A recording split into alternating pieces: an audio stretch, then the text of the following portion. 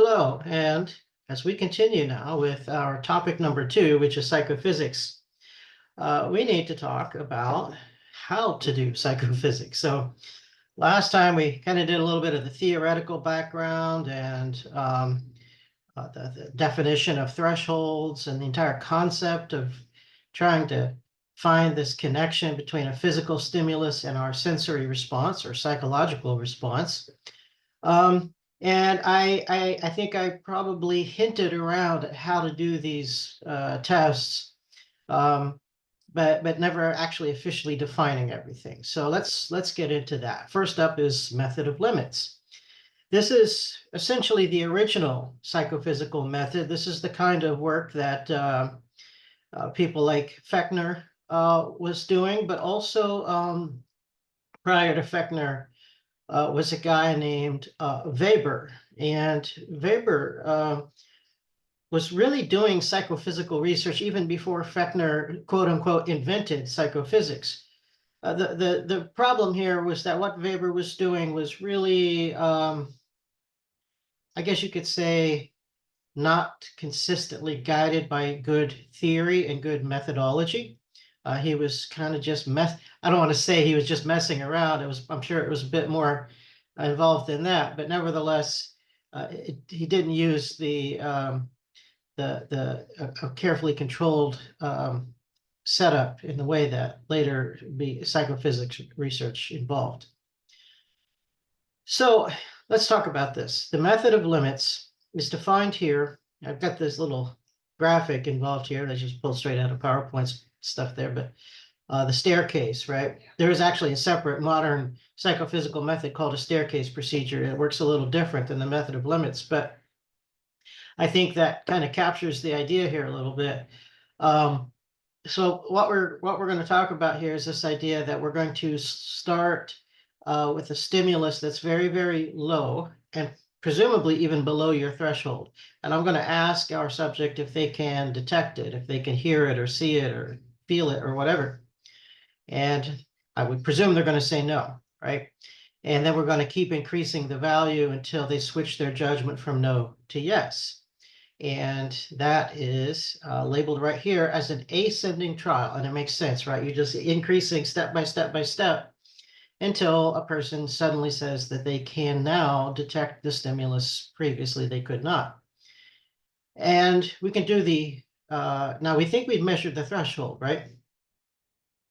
But one of the things that I had previously noted was that human performance is variable. And so if I repeated this experiment where I started down at maybe right at 0 and I just increased the intensity until the subject reports switching from no to yes again, it might happen on a different value, right? So if I do this over and over again, repeating these ascending trials, what we're going to see is that there's probably going to be a relatively consistent point where the subject switches their judgment, but they are not going to be exactly on that same point every time. There's going to be some variation.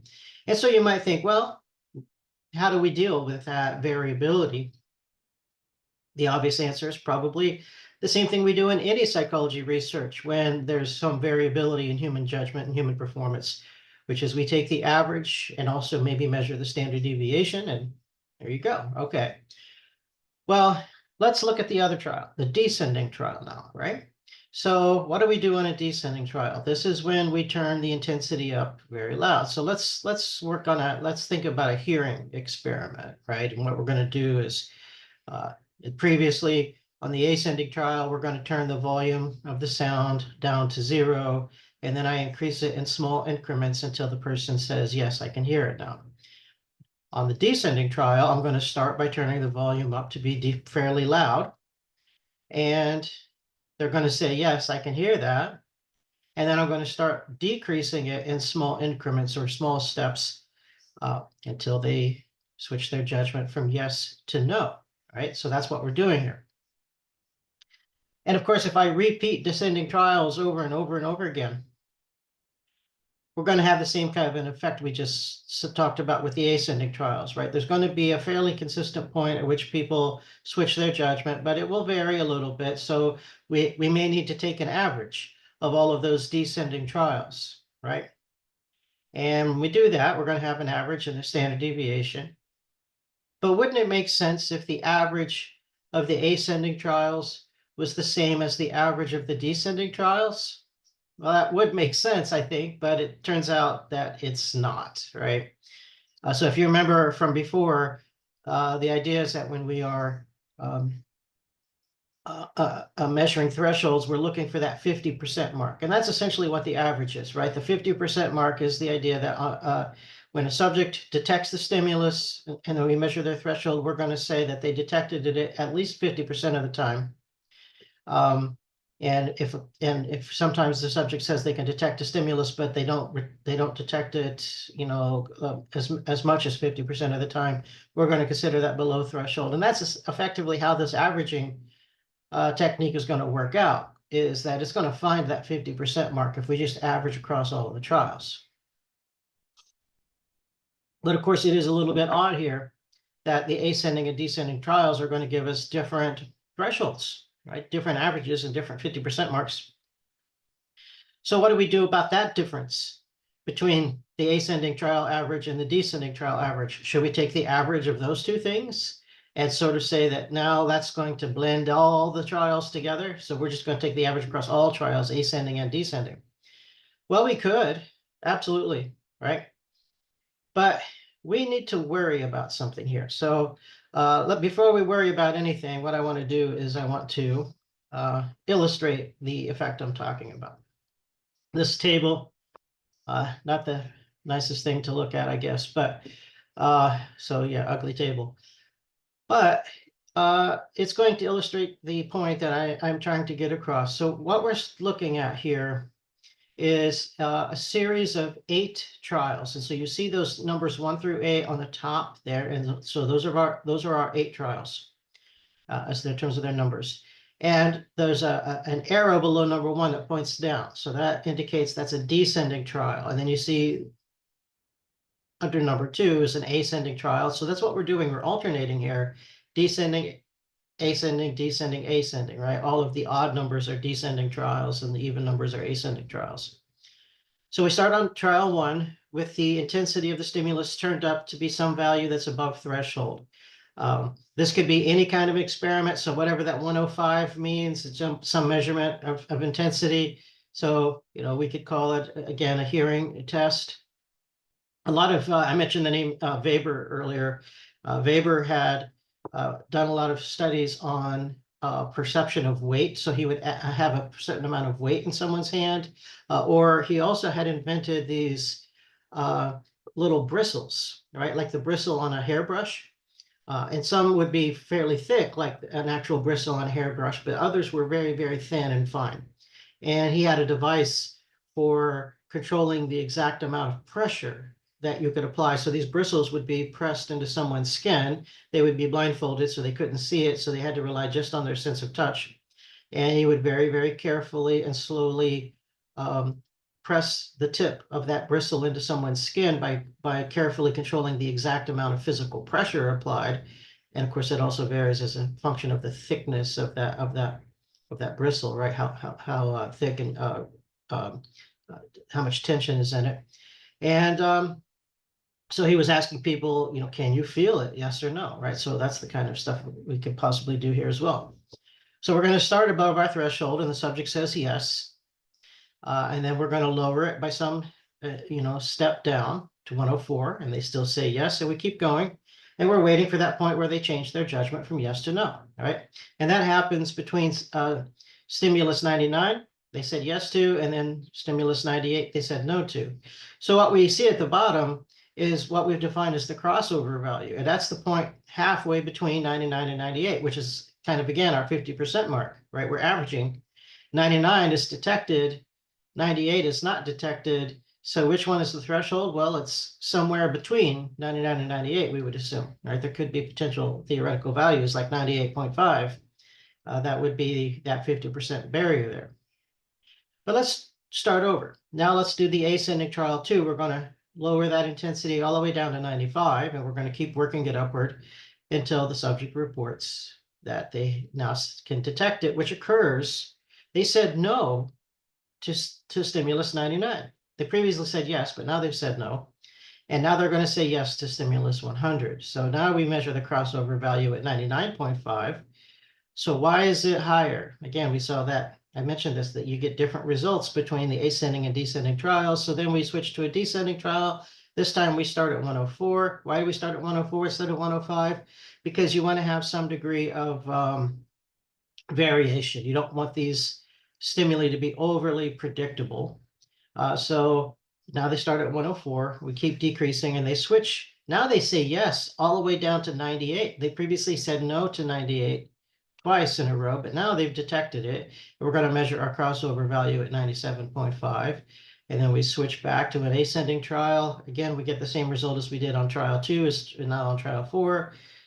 Now we repeat with trial 5 and so on and so forth. And you see we keep getting different numbers. 98.5 pops up several times, but there are various other numbers as well. And of course, as I said, the idea is that we're just going to calculate the threshold as the average or mean of all of those crossover values collapsing across both the ascending and the descending trials, even though on average, if we were to calculate separate averages, we would see that the thresholds for the ascending trials are averaging a little bit higher than the thresholds for the descending trials. All right, that number is not calculated here. I could have done that, I guess, but do it on your own for fun if you want to look at that. But you will see that the ascending trials have an average that's a little bit closer to 99, and the descending trials have an average that's a little closer to 98, right?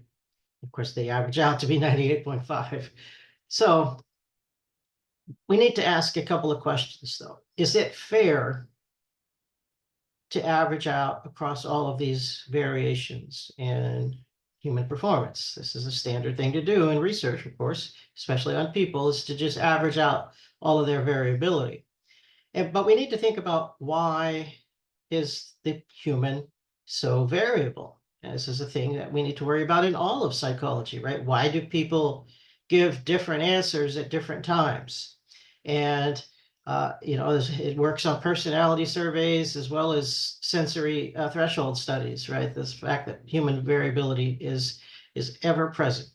So let's consider the possibilities of variation in sensory performance. So we have one here called habituation. So habituation is it has a kind of a technical term in a learning theory and stuff like that, but we could just kind of simplify it here to talk about how a person gets in the habit of responding to a repetitive stimulus, and therefore they kind of got used to it, right? So we think about these descending trials. They start on that trial with that, it starts at level 105, and they say yes, and then it goes down to 104 and 103 and so forth. And they keep saying yes, yes, yes, yes, yes. So now they kind of got into that habit, right, of saying yes repeatedly. So it might be the case here, and let's go back to our previous slide, and let's actually look at trial 3. On trial 3, this was a situation in which they did keep saying yes all the way down to stimulus 98, even though they had previously said no to it twice in a row, right? I had highlighted that when we first went through this table. Could that be explained by habituation, right? That maybe they simply just, after a couple of repeated trials, they just start to get into this little mindset where, like, oh, I'm just going to say yes, yes, yes, yes, yes. I get bored, habituated, whatever you want to call it. But then the idea is that on that one trial, when the stimulus was lowered down to 98, they just said yes because they had been saying yes repeatedly, and even though they maybe didn't hear it, they said yes anyway. And the same thing could happen on the ascending trials, but now they're in the habit of saying no. So if we come back here and we look at, maybe it's trial 2, right? One of the reasons that maybe they said no to stimulus 99, even though they had detected it on trial 1, was simply because of their tendency to just keep saying no over and over again, right? They just got into that habit of giving the same response repeatedly, and they just went a little too far, right? So what this would mean is that on those descending trials, you would get a slightly lower threshold than you would expect because they keep saying yes beyond the point at which they really can't detect it. And on the ascending trials, you would get an artificially high threshold because they keep saying no beyond the point where they really can detect it, right?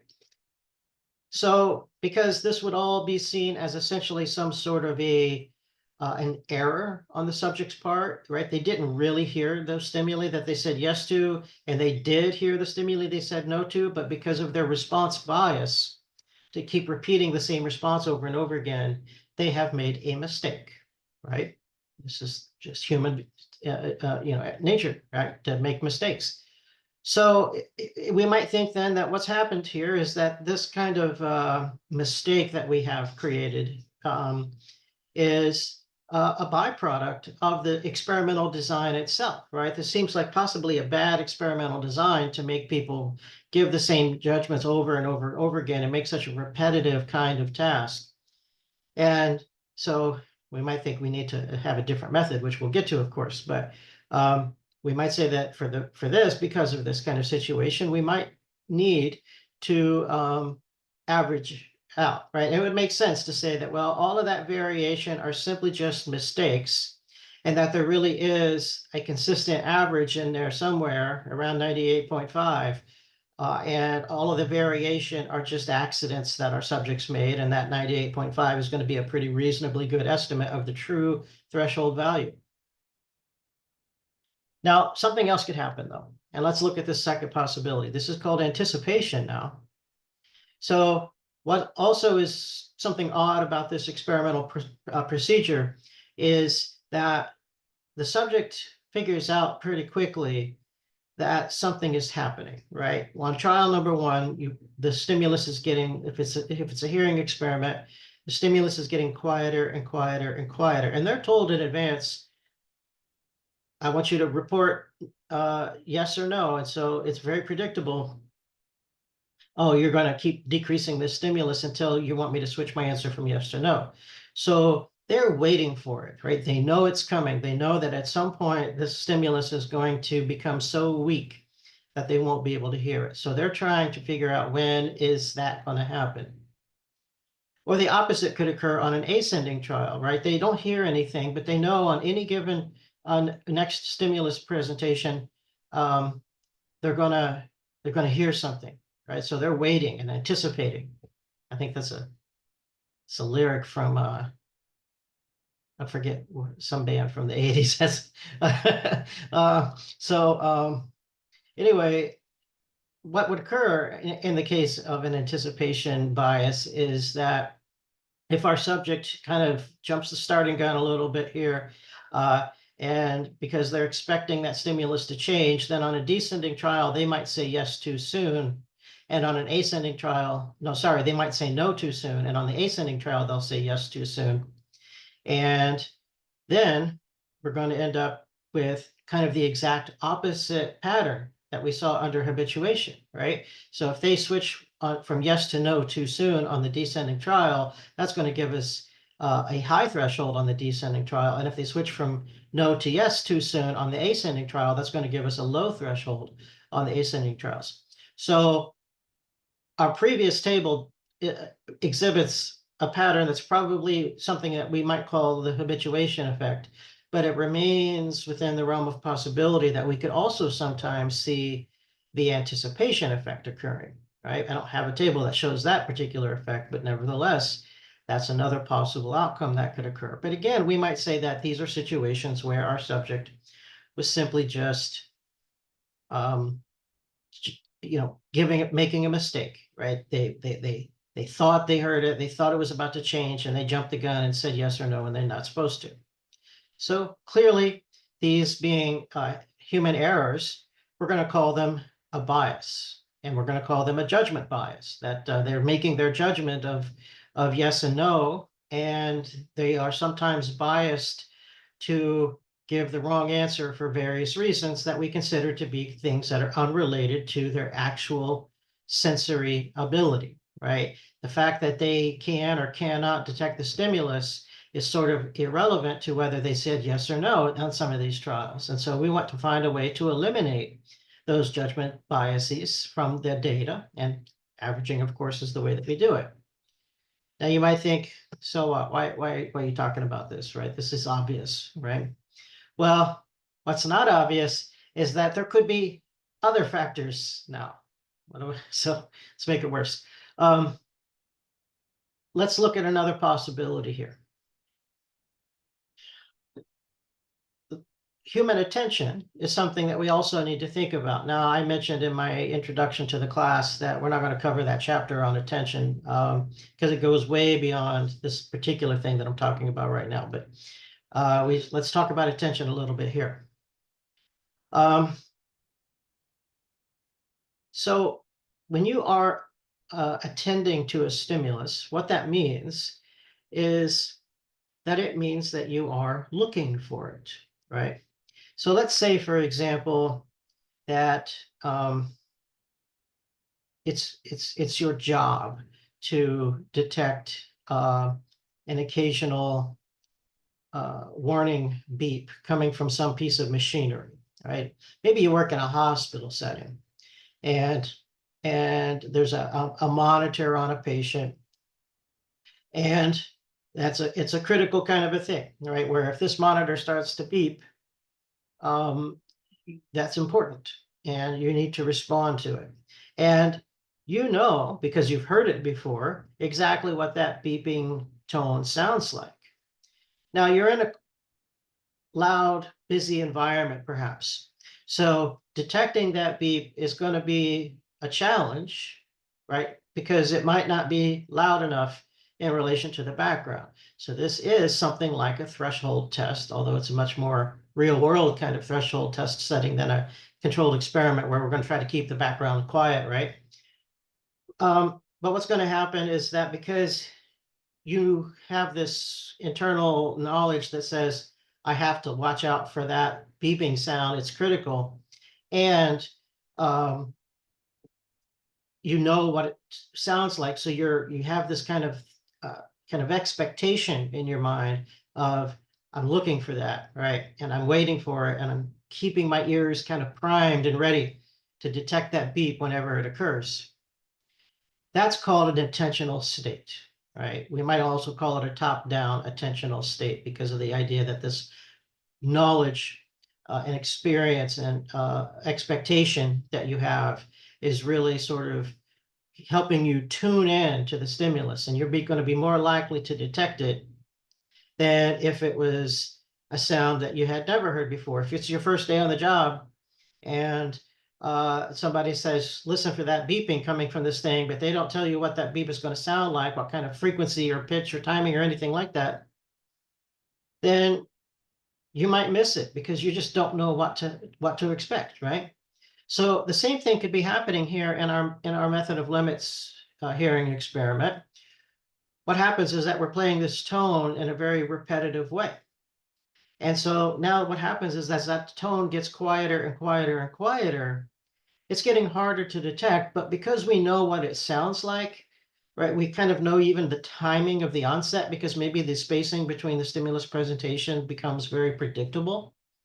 And we know exactly what the pitch of that tone is that's being presented. Then it's easier for us to kind of, again, like tune into it and focus our attention to say, oh, it's very faint, but I can still hear it.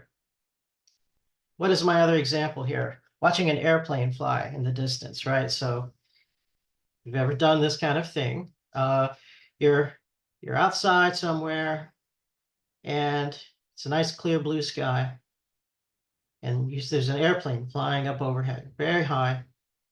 It's just a speck in the sky, and as it flies off away towards the horizon, it becomes an ever smaller speck in the sky, right? But you can still see it because you've been tracking it, right? You know exactly where in the sky to look. Now, let's say your friend walks up beside you and they're like, hey, what are you doing? And you say, I'm just looking at that plane over there. And they look over vaguely in the direction you point. And they're like, what are you talking about, dude? I don't see a plane. There's no plane over there. And you're like, yeah, it is. It's right there. You can see it. And they can't see it. no matter how much you go through and say, hey, it's right there. And so presumably their visual system works just as well as yours does. So why can't they see the plane when you can? Because what we have here are two visual systems that have the exact same level of actual sensory functioning. So in theory, both should be able to see that particular stimulus. But one person can see it and one person cannot. And the explanation is not because of a bias or an error, right? They're not lying or somehow saying, yes, I can see it when they really can't, or your friend is not lying. And they're not saying, no, I can't see it when they really can, which is kind of what we're hinted at with the habituation and anticipation biases, right? I don't want to say lying, but actual making an error. So it's really your attention, right? Because you know where to look to see the plane, or your friend does not know where to look to see the plane and exactly what to look for. It just makes it harder to detect that very, very faint, small stimulus, right? So differences in the attentional state of our subject here in terms of whether or not they know what they're looking for means that they're going to make it more likely that they're going to detect the stimulus as it gets smaller. So as the plane shrinks in the distance, as it gets to the horizon, you're still going to say, yes, I can see it, because you've been tracking it the whole time. So it's going to give you a low threshold on it. That's a descending trial, right? The plane's getting smaller and smaller and therefore harder to see. That's a descending trial. And you're going to keep saying yes, yes, yes, right? Now, what's an ascending trial, right? Well, what happens now if we're back out at our open field, we're looking at the clear blue sky, and there are no planes in the sky, but there's a plane coming. So that plane's going to start entering into the visible field of view for us. And maybe we're watching for planes, right? And I want to see the plane, but I don't know exactly where it's going to come from, right? And so that plane might actually be significantly closer and therefore larger in my field of view than the plane that I was previously watching fly away from me before I finally notice it and say, yeah, there's a plane, right? So in that situation, you could not see it when it was still pretty far away because you simply didn't know when and where to be watching, right? And it has to get a whole lot closer and a whole lot more obvious before you realize that there's a plane approaching. So in that situation, on the ascending trial, because it's getting closer and closer and therefore bigger and bigger and easier to see, you end up with I don't want to say artificially, you end up with a high threshold because of that attentional state that you are in. So when you are tracking it, you end up with a low threshold. And when you can't track it because you don't know where and when to be watching, then you end up with a high threshold. This is not an error, as I said, right? It's not a mistake. It is simply a function of the fact that because of differences in our attentional states, we end up having a low thresholds sometimes and high thresholds other times because of this attentional focus that we might be able to have. So that's real, right? It's not an error. And that means that the actual ability to say yes to that very, very faint stimulus on a descending trial, or to say no to a relatively intense stimulus on an ascending trial, is a real variation in our performance in our sensory systems. It's not a bias. It's not an error that should somehow be ignored and averaged away and forgotten about, right? It's a real sensory process that maybe we should be studying, right? What's the time varying nature of our attentional state, and how does that influence our sensory detection? That would be an interesting thing to possibly be doing. What's the effect of background distraction on or stress levels on variation in sensory performance? That's an interesting thing to do. And if we're just going to average out all of that stuff, then we're losing a lot of information. So in a situation like this, we might think that averaging all across these trials is possibly glossing over some very important and interesting data. But on top of that, it leads us to the assumption, maybe the false assumption, that a threshold is fixed, right? But what the attentional concept here is revealing is that the threshold is really not fixed. It does truly vary, right? And that variation that we talked about is not just in human nature to be uh, to make mistakes, but it is in fact a real thing that's happening, right? So that's a potential issue, right? Now, what about adaptation?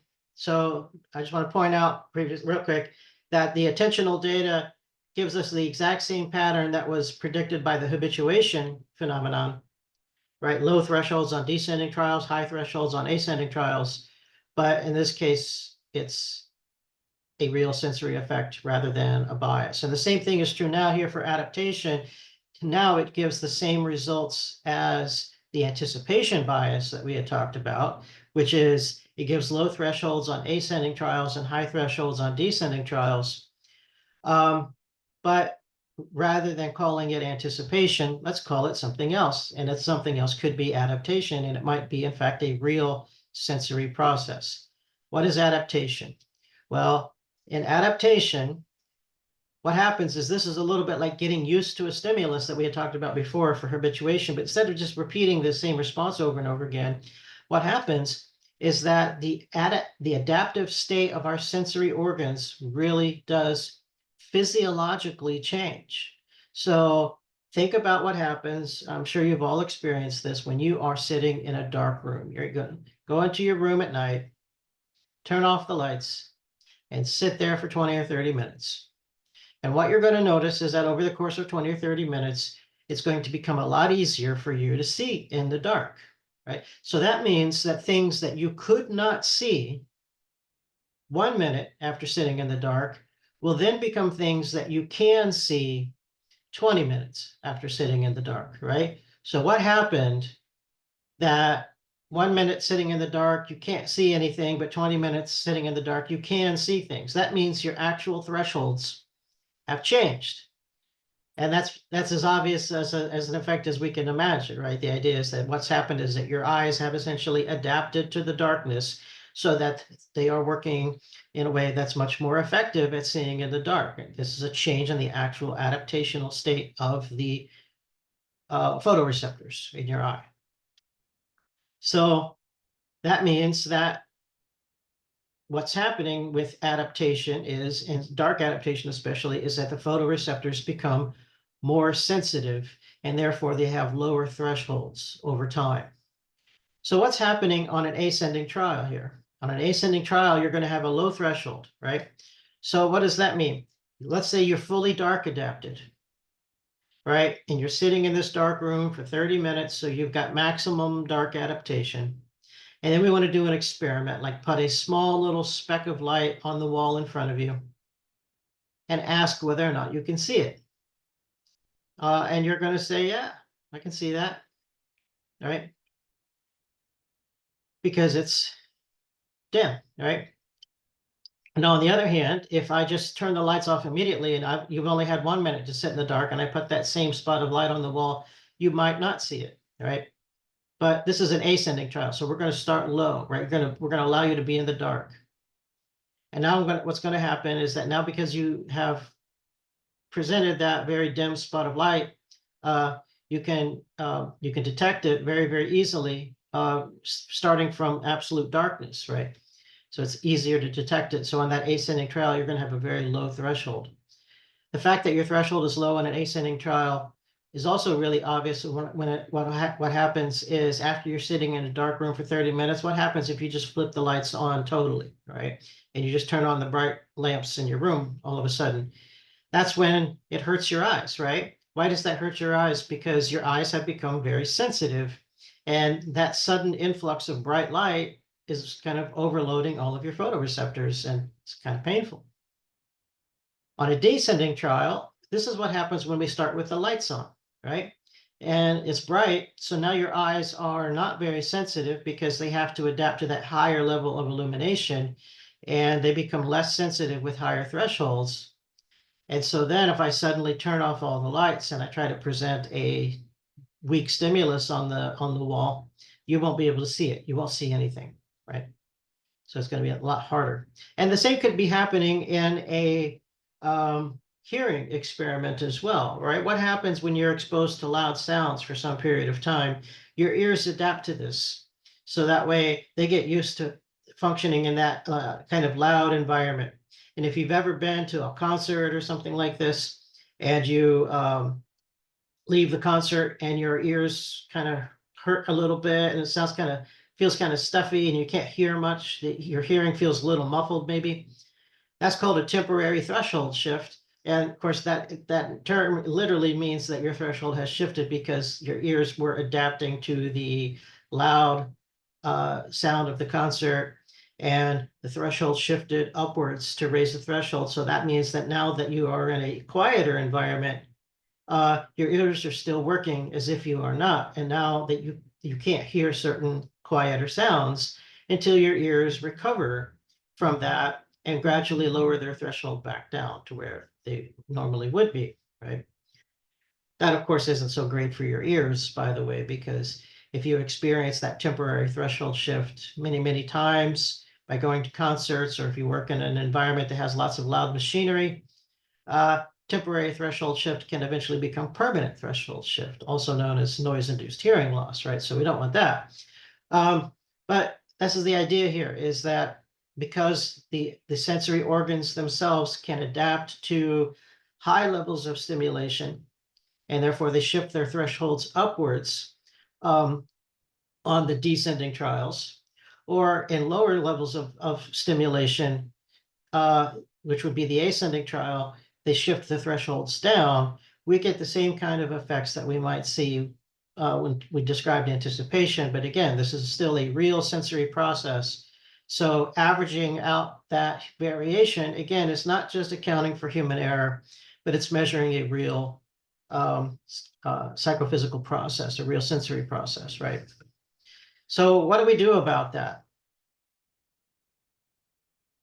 Well, it depends, right? So sometimes it is in fact very likely that people are making mistakes. They are habituating and anticipating and making errors, in which case we might need to average out those data. But sometimes it might be variations in attention and adaptation, and in which case we should not be averaging out that data. This would imply that the concept of a really fixed absolute value for your threshold is not as fixed and absolute as we might think it is, right? And that it really does vary with context. So how do we know when it's a bias and when it's sensory variation? Well, one of the problems with the method of limits is that it confounds these things, right? And that the nature of the method itself might increase the likelihood of some of these biases, but it might also increase the likelihood of certain attentional or adaptive states. And that's why it's not such a good method. So of course we want to try to have another method. So let's look at that. Here's our method of limits. Now this is, I don't want to spend a lot of time on this because it is in fact not a very popular method, but the idea is that we're just going to let our observer is usually the word for a research participant or subject in a psychophysical experiment because they are observing stimuli, right? So we're going to call it observer controlled. And what that means is that we're going to let our subject, if this is a hearing experiment, we're going to let our subject control the volume down, right? And they can just kind of adjust up, back and forth a little bit here to say, okay, I'm going to you want me to set the volume of the sound right at my exact threshold. So what this means is that because the subject can very quickly adjust the knob, and they're going to kind of maybe wiggle it back and forth a little bit between just above and just below threshold, and they're going to dial it in. That means that they are not doing anything that's overly repetitive, like giving the same judgment over and over and over again. And it can do it very quickly. So maybe there's less time for habituation effects. Maybe we're also going to maybe rule out some anticipation effects as well. So on this kinds of tests, we might think that this minimizes these biases a little bit, right? Which is true, except that because we let the subject control it, I think a lot of times researchers just feel like they don't have control over the stimulus presentation. and that this is maybe is not a good way to perform psychophysical testing. So now we go to the other, much more popular method called the method of constant stimuli. Apparently is a confusingly named method because the stimulus is not constant. In fact, it's random, and it randomly varies, right? So in fact, this is, if been talking about hearing test as a sample method, and if you've ever had a hearing test, you've probably experienced the method of constant stimuli here. What we're going to do is I'm going to have a bunch of different tones of different intensities, but also probably of different frequencies or pitches as well. And I'm going to select what specific values in advance that I want to present to my subject. Some of them I expect to be below threshold, and some of them I expect to be above threshold. But now that I have selected all of these stimulus values, I'm going to then create a random ordering of these, right? Like if I'm doing this old school with a tape, perhaps, right? Then what I'm going to do is I'm just going to splice together these different tones in a random order on a tape. If I was doing it on a computer, the idea is I would have several different wave files that play these tones, and then I would write some kind of a program that randomly pulls those, puts those files in a certain order, or pulls from that list in a certain random order and presents them to our subject. But we're also going to repeat each one several times because, as I've said before, we still want to account for some possibility of human variation here. And so it might be that even when I repeat stimulus 7 over and over again, sometimes they might say yes to it, sometimes they might say no to it. We want to figure that out. The idea here is that because I can present exact stimulus values, this is why researchers prefer it over the method of adjustment where the subject kind of chooses their own stimulus value, right? But the idea here as well is that because every stimulus presentation is going to be randomly determined, and it's going to be very different from the previous stimulus. It's not going to be predictable in terms of it, like in the method of limits, we saw that the stimuli kind of get predictably weaker and weaker or louder and louder every single time. So in this case, because every stimulus is random, we can minimize these habituation effects. They don't say the same thing over and over again. We can minimize the attentional effects, even the anticipation effect. I didn't write that down there, but maybe it's harder to anticipate the next stimulus. And also because the sensory states or intensities are randomly varying, a person doesn't really get adapted to a particular constant level of stimulation either. So we're possibly minimizing a lot of these kinds of issues here. And so this is, of course, why this particular method would be generally more preferred as a way of measuring thresholds. Next up is a question for next time, our next video. But the question is once we have measured thresholds, we still want to model the thresholds, right? Which is to develop a mathematical formula to help us understand the relationship between the physical intensities and the psychological intensities. Keep in mind that when measuring thresholds, we're not just measuring the absolute threshold, but we also want to measure difference thresholds. And most of my examples here have been about absolute thresholds, but you can apply these methods to measure difference thresholds as well. So that's what is going to come up next, because a lot of the research, starting with Weber's research in the early 1800s, moving into Fechner, has been about measuring and modeling difference thresholds, or J&Ds, just noticeable differences. But we'll save the details of all of that for our next video for this topic.